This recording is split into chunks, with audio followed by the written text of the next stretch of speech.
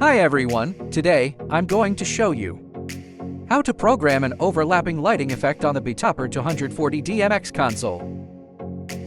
First, press the program button on the console. Select the program location where you want to save it. Select all for fixtures. Prepare to adjust all for fixture heads to the same position. Make the adjustment using the console's X and Y axis channels. Reverse the rotation direction. Adjust it to the required position and angle. Raise channel 6 or channel 7 to turn on the light output. Deselect the other fixtures on the console. Leave only the first moving head fixture selected.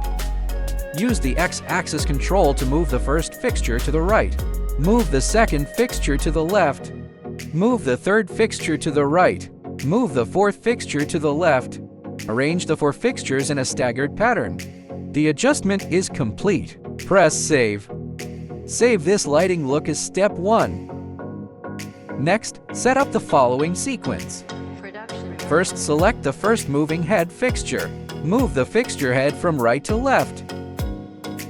For the second step, operate the second fixture. Move the fixture head horizontally from left to right. Move the third fixture from right to left. Move the fourth fixture from left to right. Adjust all the fixtures into a staggered arrangement.